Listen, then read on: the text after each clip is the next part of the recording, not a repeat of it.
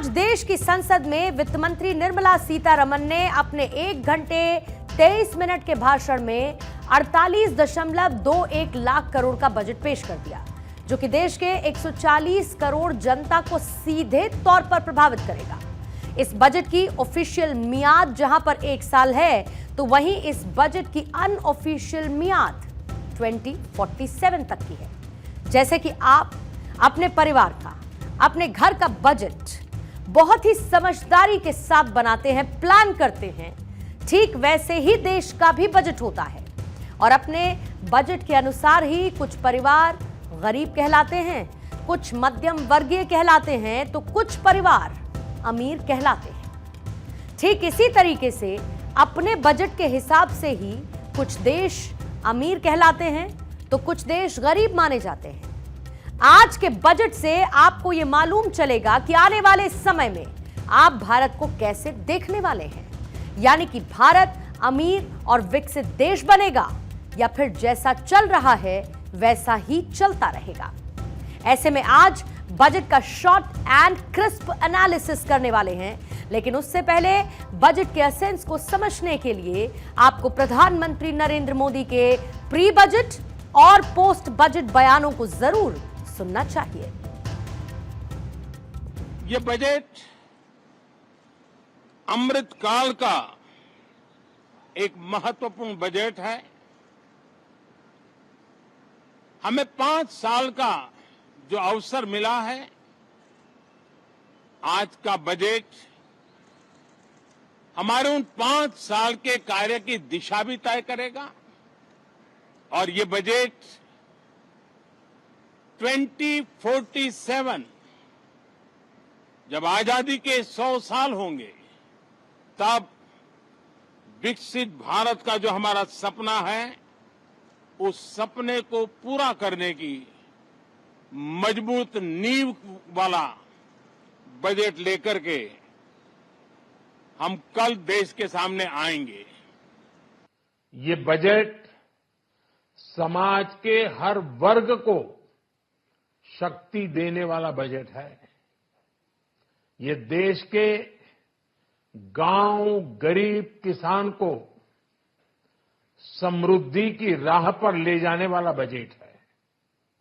आज का बजट भारत को दुनिया की तीसरी सबसे बड़ी आर्थिक ताकत बनाने के उस पूरी प्रक्रिया में कैटलिस्ट का काम करेगा।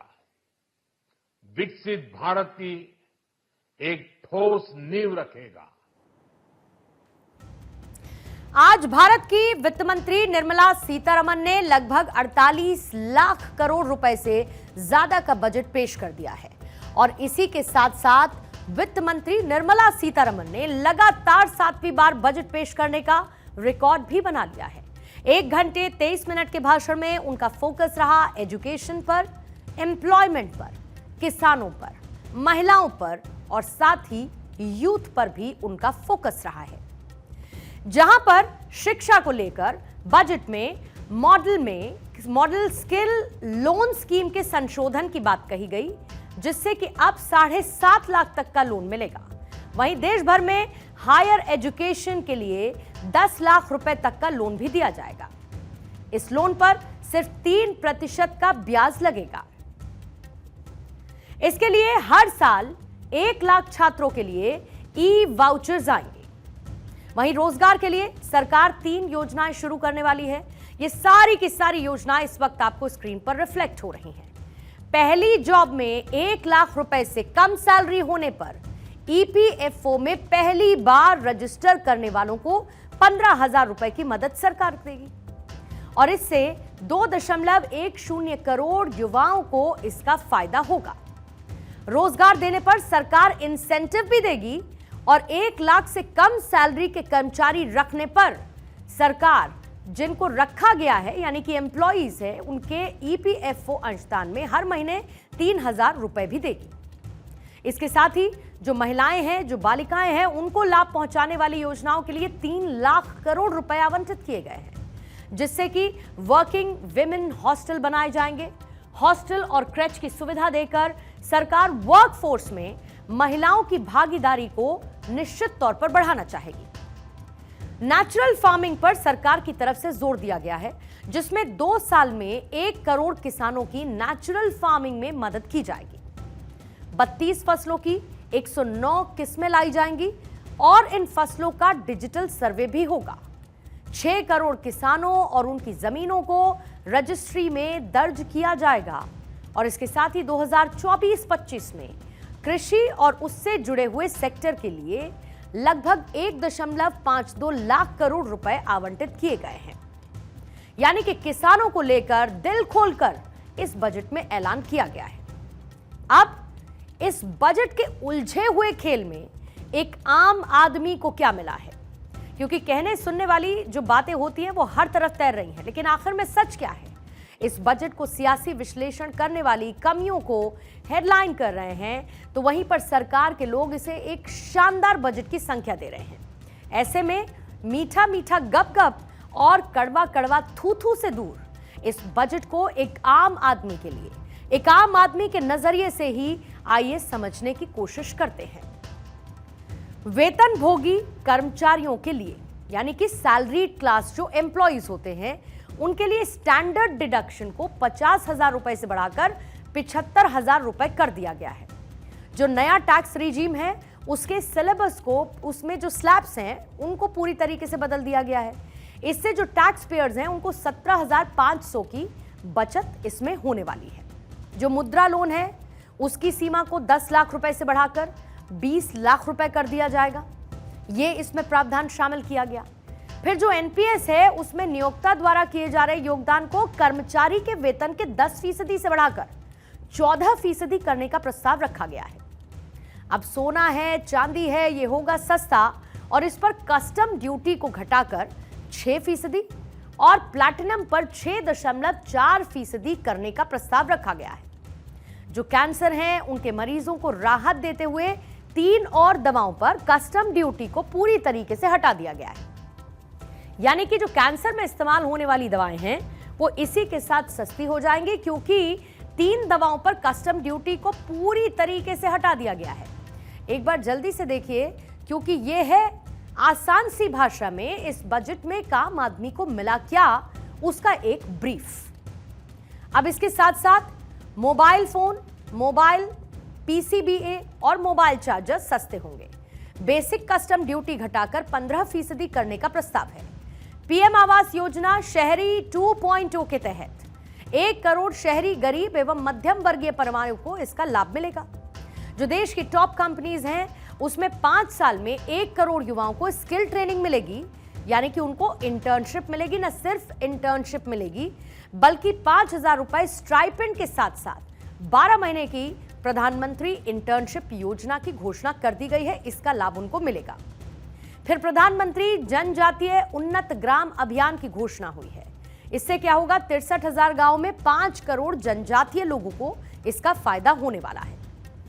युवाओं की जो पहली जॉब होगी उसकी पहली सैलरी सरकार देगी और इनमें से कुछ बातें ऐसी हैं जिनका एक हिंट हमने आपको कल 9 PM स्पेशल में दिया था। एक बार रिकैप देखिए।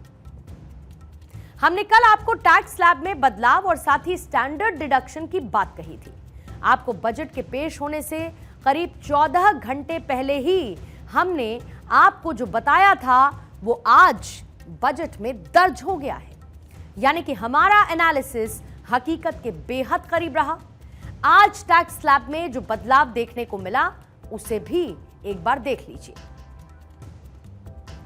मसलन ये कि पहले और अब में क्या अंतर है। पहले 0 से 3 लाख के लिए, 0 से 3 लाख जब आप जाते थे तो आपका जो परसेंटेज जाता था वो कितना, मतलब जो आपका टैक्स होता था वो कितना था, 0% था। ठीक है, अब इसके बाद बदलाव क्या हुआ है न्यू टैक्स रिजीम में। अब 0 से 3 लाख के बाद जो अमाउंट है उसको बढ़ा दिया गया है और उसको 6 लाख तक की सीमा तक कर दिया गया है। 3 से 6 लाख तक की, 7 लाख तक की, माफी चाहूंगी। इसमें आपका 5% अब आपको टैक्स देना होगा। इसके साथ ही पहले क्या होता था कि 6 से 9 लाख के बीच में आपको 10% का टैक्स देना होता था। अब क्या हो गया है, 7 से 10 लाख की सैलरी में आपको 10% का टैक्स देना होगा। फिर इसके बाद 9 से 12 लाख की जो सैलरी थी उसमें 15% का टैक्स जाता था। अब क्या है, 10 से 12 लाख तक में 15% का टैक्स जाएगा। फिर 12 से 15 लाख तक में 20% का टैक्स कटता था। अब 12 से 15 लाख के बीच में 20% एज इट इज ये रहेगा। फिर 15 लाख से ज्यादा अगर आपकी सैलरी है तो 30% पहले टैक्स देना होता था, अभी भी वो 30% रहेगा। लेकिन इसमें सबसे इंपॉर्टेंट बात यह है कि जो स्टैंडर्ड डिडक्शन है उस स्टैंडर्ड डिडक्शन की सीमा बढ़ाने के साथ साथ एक रियायत इस टैक्स स्लैब में न्यू रिजीम के तहत दे दी गई है। The new tax regime, the tax rate structure is proposed to be revised as follows: 0 to 3 lakh rupees, nil; 3 to 7 lakh rupees, 5%; 7 to 10 lakh rupees, 10%; 10 to 12 lakh rupees, 15%; 12 to 15 lakh rupees, 20%; and above 15 lakh rupees, 30%. As a result of these changes, a salaried employee in the new tax regime stands to save up to 17,500 rupees in income tax. To enhance domestic value addition in gold and precious metal jewelry in the country, I propose to reduce customs duties on gold and silver to 6% and that of platinum to 6.4%. Other metals, steel and copper, are important raw materials. To reduce their cost of production, I propose to remove the BCD on ferronickel and blister copper. I am also continuing with nil BCD on ferrous scrap and nickel cathode and concessional BCD of 2.5% on copper scrap.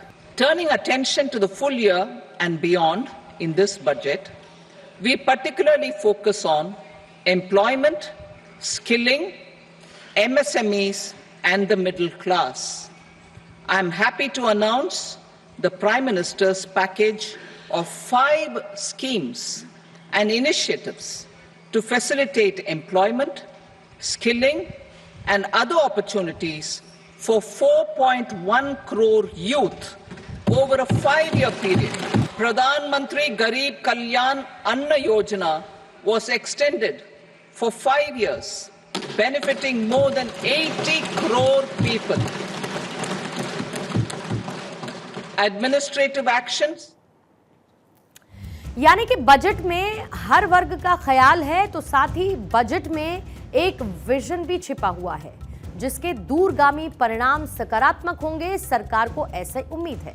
जैसा कि मैंने शुरुआत में इस बात को mention किया था कि बजट होता तो वैसे 1 साल के लिए है, लेकिन इस बजट को अब विजन 2047 के साथ डिजाइन किया गया, ऐसा समझ सकते हैं। लेकिन यहां पर आम जनता के लिए यह जान लेना भी जरूरी है कि आपकी सरकार के पास पैसा कितना है, आता कहां से है और ये खर्च कहां पर हो रहा है। इसे आप एक इन डेप्थ अंदाजा लगा पाएंगे कि सरकार पैसा किस तरीके से खर्च कर रही है, कमाती है और किस क्षेत्र में इसको खर्च कर रही है। यानी कि डेबिट से लेकर क्रेडिट तक की पूरी कहानी आप इन ग्राफिक्स के जरिए आसानी से समझ सकेंगे। तो आइए सबसे पहले जो है हम बात करते हैं सरकार के पास पैसा कहां से आता है। जरा ग्राफिक्स रखेंगे सामने। अब देखिए, यह है पूरा का पूरा पाई चार्ट।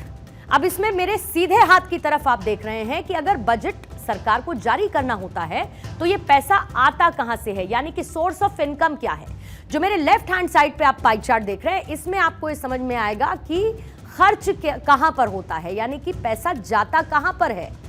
यह है जमा और यह है खर्च। अब इसको पूरे से आपको एक्सप्लेन कर देती हूं। सबसे पहले बात करेंगे कि पैसा कहां से आता है, यानी कि सरकार की जो इनकम का मेन सोर्स है वो क्या है। सबसे पहले हम बात करेंगे कर्ज की, यानी कि डेब्ट की। इस डेब्ट का है 28% जो आपको ग्रीन जोन में नजर आएगा। फिर इनकम टैक्स से जो पैसा आता है वो है 19% का, 19% आपको रेड जोन में नजर आएगा। फिर जीएसटी 18% है जो जीएसटी का कलेक्शन होता है, जिसके आंकड़े शानदार नजर आए। फिर जो गैर टैक्स प्राप्तियां होती है वो है 7% की, जो आपको ब्लू कलर में नजर आ रही है। फिर है कॉर्पोरेशन टैक्स 17% का ब्लड रेड कलर में, और फिर जो सीमा शुल्क है वो 4% का है येलो कलर में। फिर जो उत्पाद शुल्क है वो 5% का है जो आपको डार्क ग्रे में नजर आएगा, और अन्य आ जाता है 2% लाइट ग्रे में। ये जो पूरा का पूरा पाई चार्ट है इसमें ये बताता है कि पैसा आता कहां से है। इसको आप ऐसे समझिए कि जब आप अपने घर का एक बजट डिजाइन करते हैं तो आपकी सोर्स ऑफ इनकम क्या है, ठीक वैसे ही सरकार की सोर्स ऑफ इनकम इतने परसेंटेज में इन अलग अलग कैटेगरीज से आती है।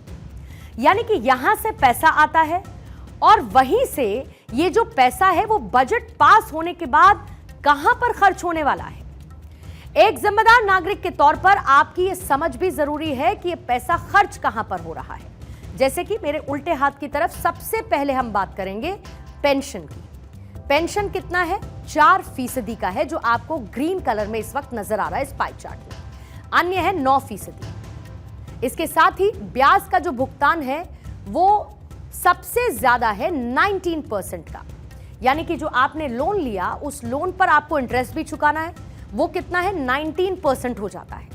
फिर उसके बाद जो केंद्र की तरफ से योजनाएं लागू की जाती हैं उस पर 8% का पैसा खर्च हो जाता है केंद्र की योजनाओं पर, जो आपको ब्लू पैच में नजर आएगा। फिर इसके साथ जो फाइनेंस कमीशन और बाकी ट्रांसफर्स हैं वो 9% के हो जाते हैं। इसके साथ ही जो स्टेट्स का शेयर होता है टैक्सेस का वो कितना होता है 21% का, जो आपको येलो कलर में नजर आएगा। वो हाईएस्ट है इस पूरे पाई चार्ट में। सबसे ज्यादा पैसा जहां पर जा रहा है, खर्च हो रहा है 21%, वो है स्टेट शेयर ऑफ टैक्सेस में। अब रक्षा, यहां पर रक्षा के क्षेत्र में 8% खर्च होता है जो आपको ग्रे जोन में नजर आएगा। सब्सिडीज में 6% चला जाता है, और जो सेंट्रल की सेक्टर स्कीम्स है, सेंट्रल सेक्टर स्कीम्स हैं, उसमें 16% चला जाता है। यानी कि बहुत आसान सी ये ग्राफिक है, यहां से पैसा आता है और यहां पर खर्च हो जाता है। यह आपके लिए जानना इसीलिए जरूरी है क्योंकि यही तय करता है बजट, निर्धारित करता है बजट जो कि सरकार लेकर आती है, और इसी सरकार के बजट को आप अपने लिए बेहतर उस विश लिस्ट के साथ देखते हैं कि सरकार इसमें बड़े ऐलान करेगी। जो विकसित भारत है, विकसित भारत शब्द का अर्थ है भारत के संपूर्ण विकास की बात। विकसित भारत 2047 साल 2047 में अपनी 100वीं स्वतंत्रता तक एक विकसित देश के रूप में स्थापित करने का लक्ष्य है। विकसित भारत के 4 स्तंभ हैं, वो कौन कौन है? युवा, गरीब, महिला और साथ ही किसान। वित्त मंत्री निर्मला सीतारमण ने अपने बजट भाषण में विकसित भारत को लेकर 9 प्रायोरिटीज गिनाई हैं। वो 9 प्रायोरिटीज कौन कौन सी हैं? सबसे पहली इसमें जो प्रायोरिटी जो सरकार की तरफ से बताई गई है वो क्या है? वो आती है productivity and resilience in agriculture, यानी कि कृषि में उत्पादकता और इसके साथ ही सहनशीलता होना। यह है विजन 2047 के बजट की पहली प्रायोरिटी, पहली प्राथमिकता। इसके साथ जो दूसरी है वो है एम्प्लॉयमेंट एंड स्किलिंग, यानी कि रोजगार और कौशल विकास पर काम करना।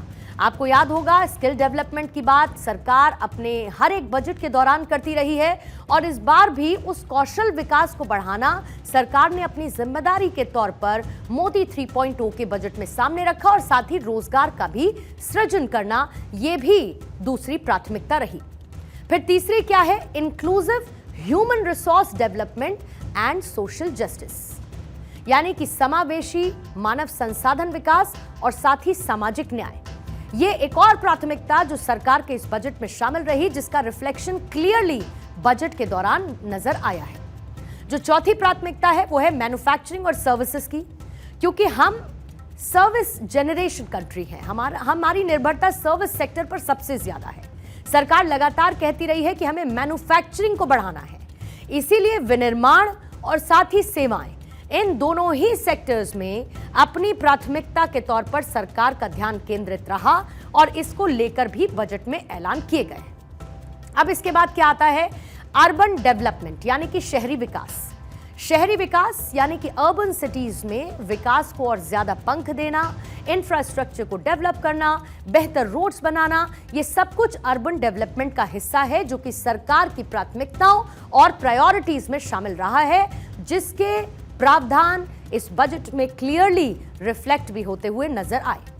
अब अलग अलग मंचों से प्रधानमंत्री मोदी ने एनर्जी सिक्योरिटी का जिक्र किया है। रिन्यूएबल एनर्जी से लेके एनर्जी सोर्सेस तक, सोलर पैनल्स तक, इन तमाम बातों का जिक्र प्रधानमंत्री करते रहते हैं और इसीलिए मोदी 3.0 के बजट में एनर्जी सिक्योरिटी यानी कि ऊर्जा सुरक्षा एक बड़ी प्राथमिकता के तौर पर, एक बड़ी प्रायोरिटी के तौर पर शामिल किया गया, जिसको लेकर कई ऐलान और प्रावधान बजट में शामिल भी किए गए हैं।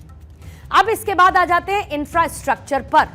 इंफ्रास्ट्रक्चर पर लगातार काम हो रहा है और उसी बुनियादी ढांचे को एक बड़े मार्जिन के साथ, एक बड़े लार्ज स्केल पर्सपेक्टिव के साथ पूरे देश भर में बेहतर करना, फैलाना, ये सरकार का ध्येय है।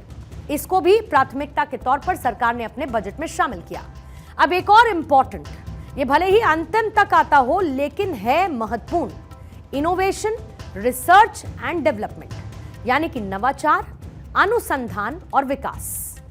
और ये हर एक डिपार्टमेंट, हर एक मिनिस्ट्री के लिए इंपॉर्टेंट हो जाता है। अगर आप रिसर्च और डेवलपमेंट की बात करेंगे, ये R&D हर एक मिनिस्ट्री के लिए इंपॉर्टेंट है और इसीलिए ये प्रायोरिटीज में शामिल करते हुए, इस पर फोकस करते हुए सरकार ने ये तय किया कि हर एक विभाग को इसका लाभ मिले और इसीलिए इनोवेशन, रिसर्च और डेवलपमेंट पर भी सरकार की तरफ से बड़ा प्रावधान किया गया है। अब क्योंकि समय आगे बढ़ रहा है, विजन 2047 की हम बात कर रहे हैं, पीढ़ियां बदलती जा रही हैं, ऐसे में आने वाली पीढ़ी के लिए हम रिफॉर्म क्या कर सकते हैं, हम सुधार क्या कर सकते हैं, नेक्स्ट जनरेशन रिफॉर्म के तौर पर ये एक प्राथमिकता सरकार की शामिल रही है और इसको लेकर सरकार की तरफ से कई ऐलान किए गए हैं, जिसमें स्किल डेवलपमेंट से लेके बहुत सारी चीजों को शामिल किया गया है।